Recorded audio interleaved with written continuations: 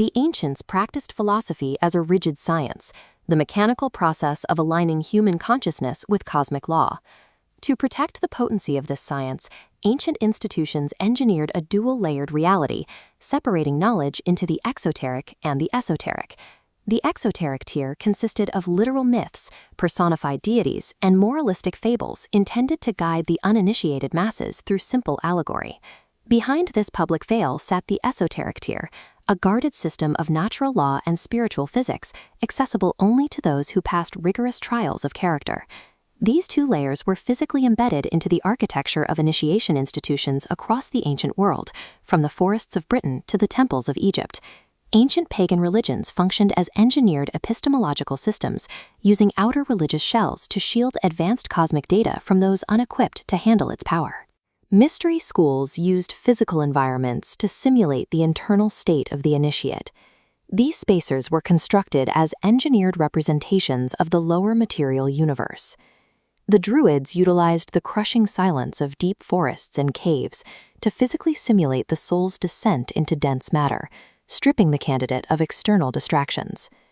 The Roman Mithraic cult employed a similar strategy, constructing subterranean cave temples underneath Rome to serve as the theater for their initiation dramas. The Mithraic cave served as a miniature model of the universe. Its heavy stone walls represented the rigid cosmic boundaries currently trapping the human spirit. These caves were marked with the gates of the zodiac, Cancer representing the portal through which souls descend into physical life, and Capricorn, the avenue for their eventual ascent. In the second degree, the candidate entered the darkness of subterranean pits to fight wild beasts.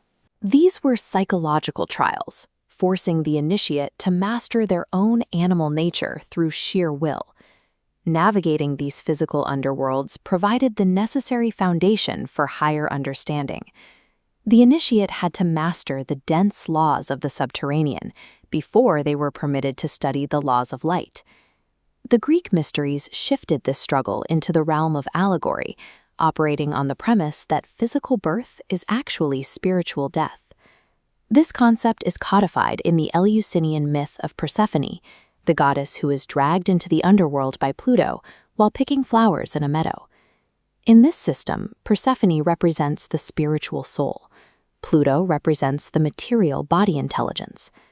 The rape of Persephone symbolizes the spiritual soul being assaulted and dominated by the animal nature, becoming imprisoned within objective material consciousness.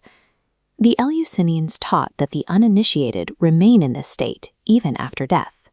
Without outgrowing material desire, the soul continues to sleep an eternity, just as it slept in life. A more violent iteration of this entanglement appears in the Bacchic rites, where the god Bacchus is murdered and dismembered by the Titans. Bacchus serves as the symbol for the Titanic monad, the unified, rational world soul that governs the inferior universe. His dismemberment represents the shattering of that singular rational soul into thousands of fragments, which are then used to animate the bodies of physical humanity. The Greek rites provided the architectural instructions to reassemble these shattered fragments of human rationality, restoring the initiate to a state of internal unity. Early Gnostics, like Basilides, translated these same mechanics into a mathematical and Christian framework in Alexandria. Basilides introduced the concept of Abraxas, a figure frequently misinterpreted as a literal deity by the unlearned. Through the Cipher of Gematria, the letters of Abraxas sum to 365. It functions as a numerical composite for the 365 spiritual cycles, or eons, that constitute the power of the Supreme Father. Philosophers such as Origen and Proclus applied this same cryptographic approach to Plato's Atlantis, viewing it as a rigorous philosophical cipher.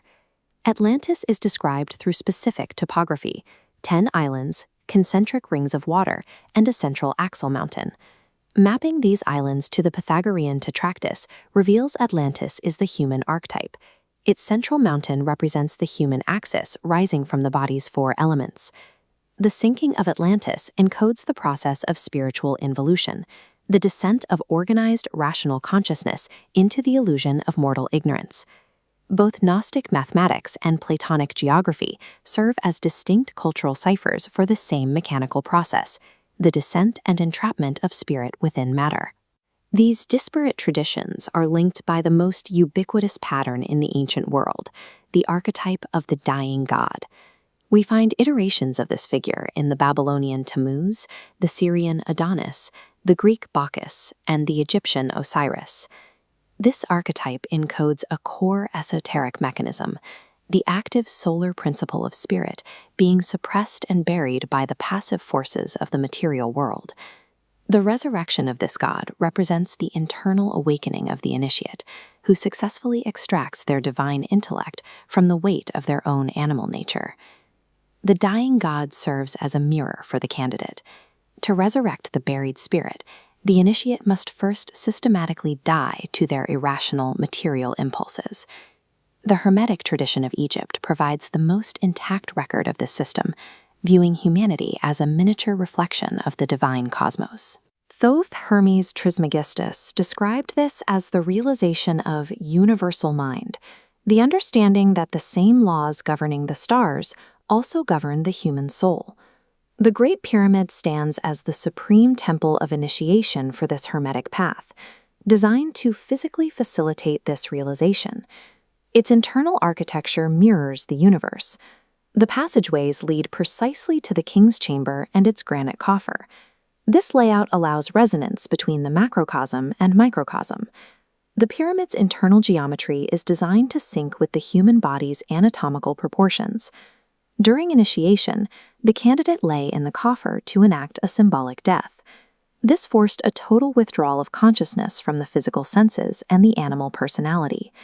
By placing the initiate at the precise geometric intersection of these stone passages, the pyramid acted as a tuning fork for the human energy field. This was intended to align the candidate's internal centers with the Earth's magnetic axis, creating the necessary conditions for the universal mind to flow into the initiate's central nervous system. The pyramid functioned as a machine for psychological transformation, turning the abstract theory of cosmic resonance into a physical, experiential reality. All these threads converge in the final allegory of Isis and Osiris. Isis represents the mystery school, the passive principle of nature. Osiris is the active principle of truth, scattered in fragments across the material world. The ultimate goal of the ancient world was the work of Isis, gathering the shattered fragments of the rational soul to restore a state of cosmic wholeness. This guarded tradition reveals man as a demiurgic fabrication, a microcosm containing the entire universe within his physical form. Ancient philosophy functioned as the active, mechanical process of extracting this divine light from the tomb of the physical body.